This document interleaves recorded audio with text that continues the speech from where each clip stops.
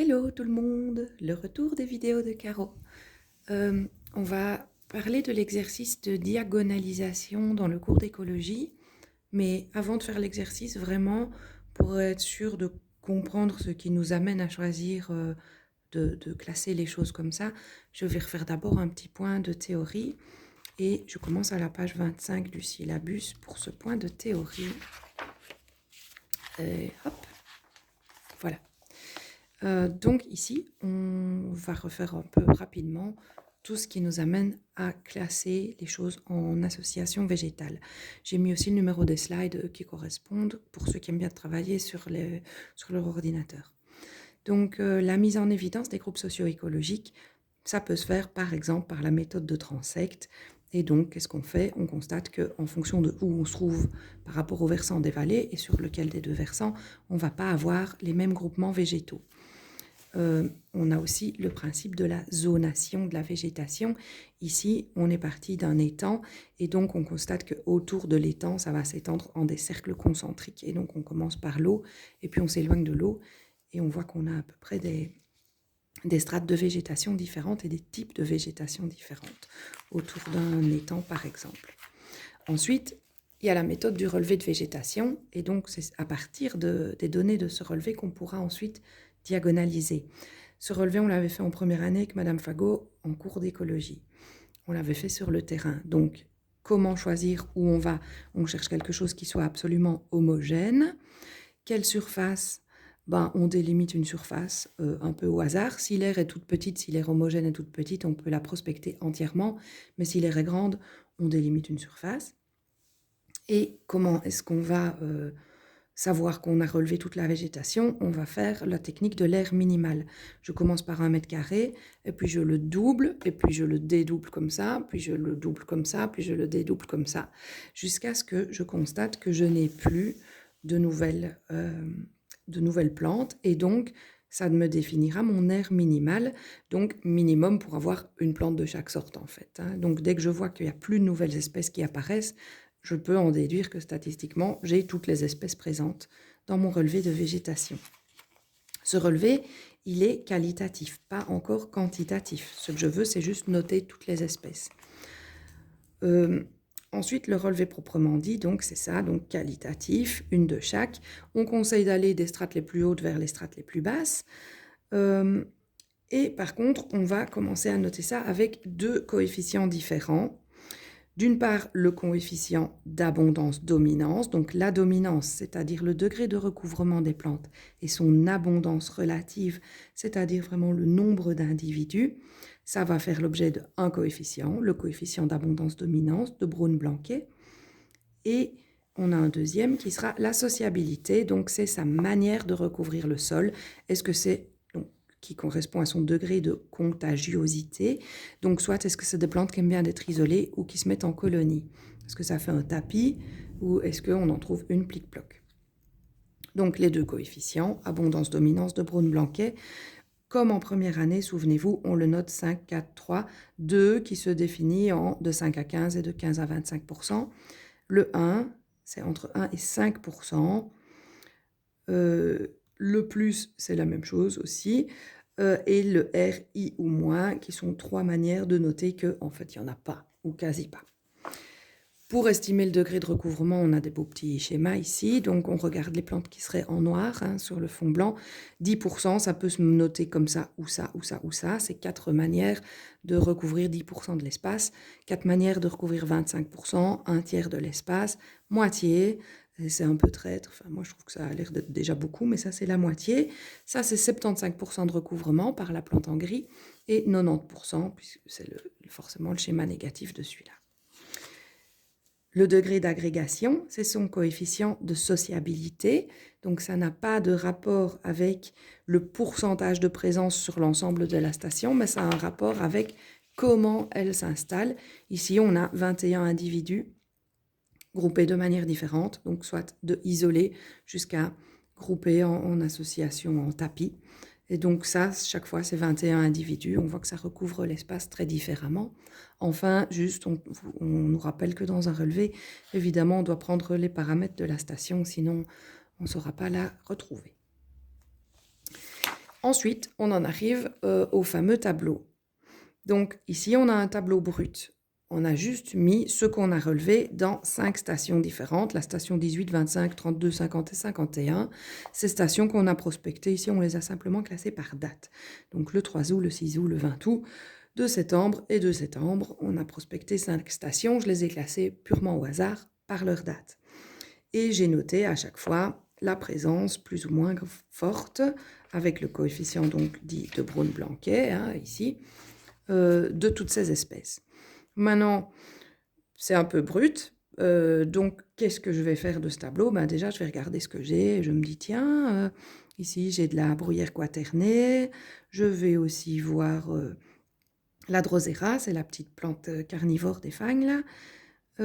Qu'est-ce que je vois d'autre qui va bien avec les 2 types de sphaigne? Qu'est-ce que je vois d'autre? La nartessie. Je me dis, tiens, quand je vois ces trucs-là, souvent, je les vois ensemble.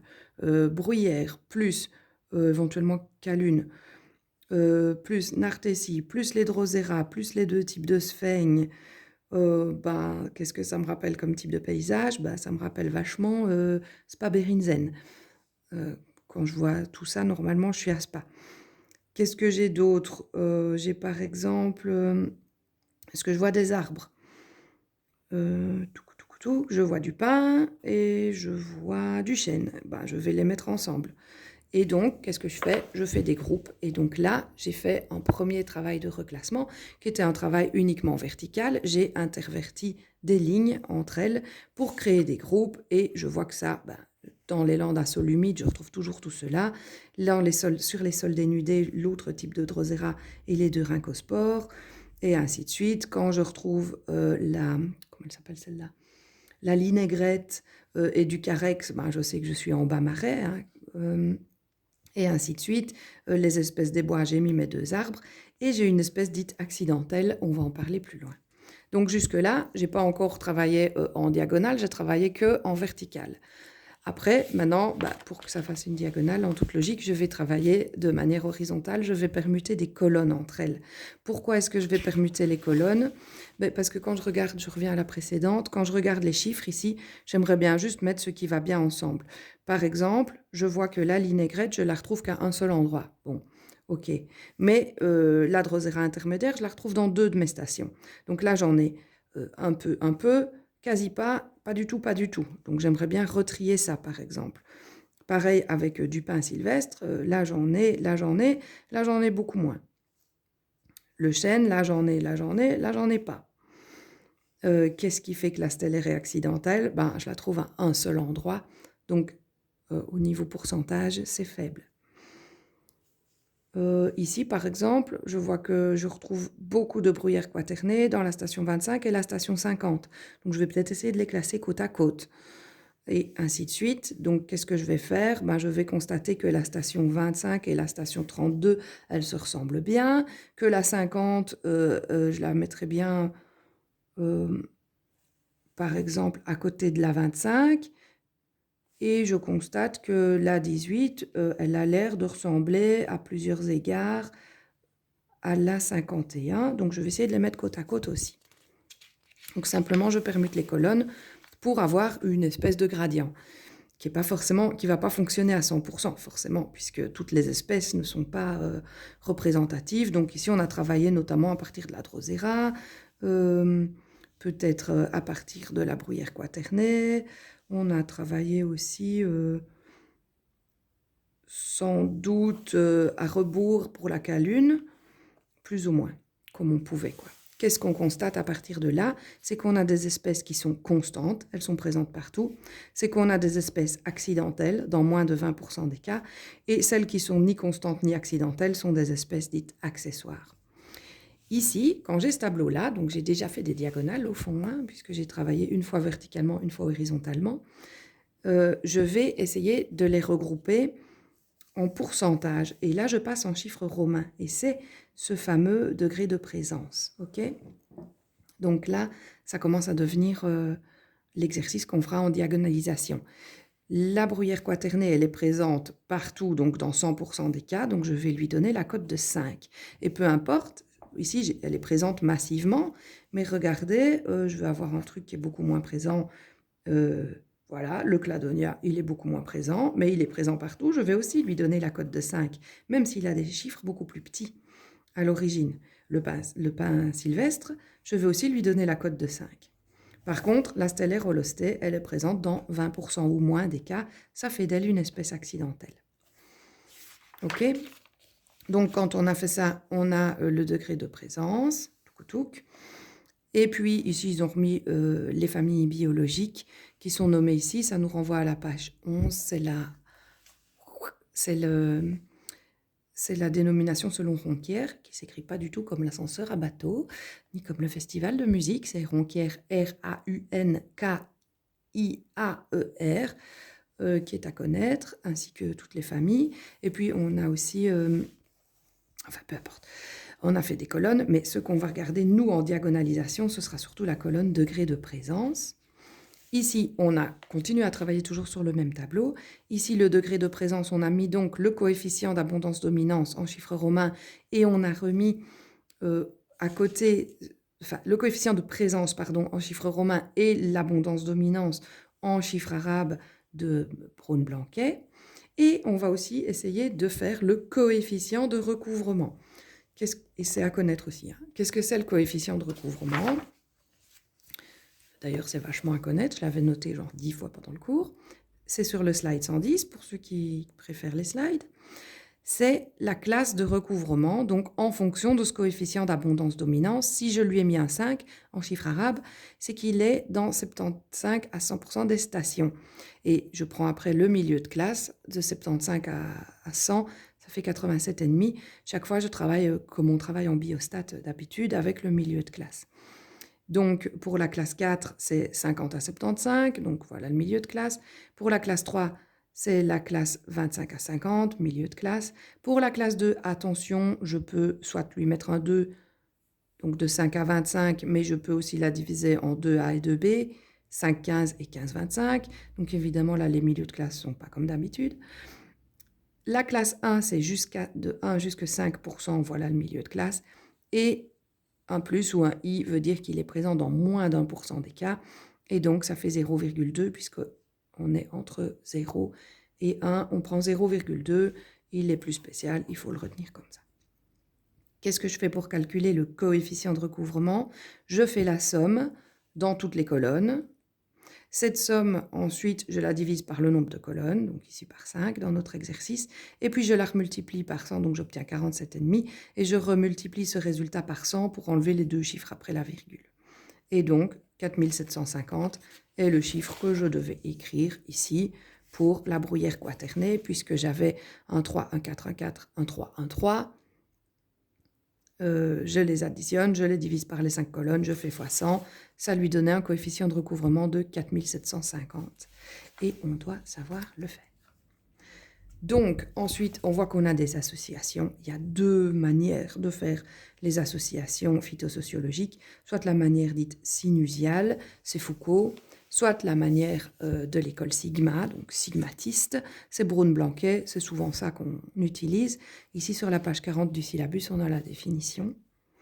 Et on a aussi la notion de degré de fidélité. Je vais juxtaposer les tableaux que je réduis chacun à une seule colonne pour mettre en évidence le degré de fidélité des espèces par rapport à un groupement végétal donné. Donc, qu'est-ce qu'on veut savoir avec cette notion de degré de fidélité ?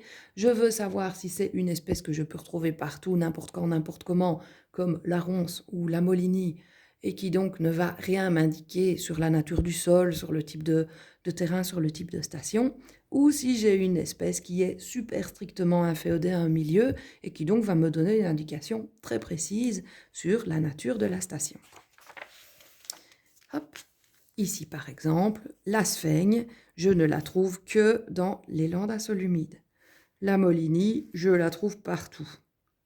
La stellaire holostée, je la trouvais que sur cette station-là, mais elle était dite accidentelle parce que, en fait, son pourcentage d'occurrence était trop faible. Et donc, si ça retrouve, on la retrouvait là par hasard. Un exemple de ça, si je suis dans un truc super désertique où il ne pousse pas grand-chose et puis que subitement, je vois une petite touffe de végétation qui représente une toute autre station, c'est peut-être juste qu'un oiseau ou un gibier est venu soit faire une crotte ou même mourir là, et que sur son cadavre ou sur ses déjections, on a eu un sol qui était beaucoup plus riche, et donc on poussait une petite touffe de trucs qui n'avaient rien à faire là, qui n'est pas représentatif de la station, donc c'est accidentel, donc je ne le prends pas en compte. Ok, donc on a soit des espèces exclusives, caractéristiques, enfin pardon, si elles sont strictement liées à un seul groupe, elles sont dites caractéristiques, soit exclusives, soit préférentes. Donc préférentes, c'est caractéristiques, mais je pourrais les retrouver ailleurs, comme ici par exemple la bruyère quaternée, elle préfère là, mais on pourrait encore la trouver dans les tourbières actives, ce qui n'est pas le cas de la sphaigne. Soit des espèces dites différentielles, elles sont présentes dans certaines, mais pas dans d'autres. Soit des espèces dites indifférentes, on les trouve partout, soit des espèces dites étrangères ou accidentelles, c'est purement fortuit de l'avoir trouvé là. Ce qui nous amène au concept d'association végétale. Ce concept d'association végétale, c'est ce qu'on a bossé avec le bouquin qu'on a en PDF et qui n'est plus édité, là, qui vient du fichier écologique des essences. Non, en fait, on passe ici, et ça nous amène vraiment au classement par syntaxion et à l'exercice de diagonalisation. Je vais le faire dans une vidéo à part pour ceux qui auraient déjà compris tout ceci avant.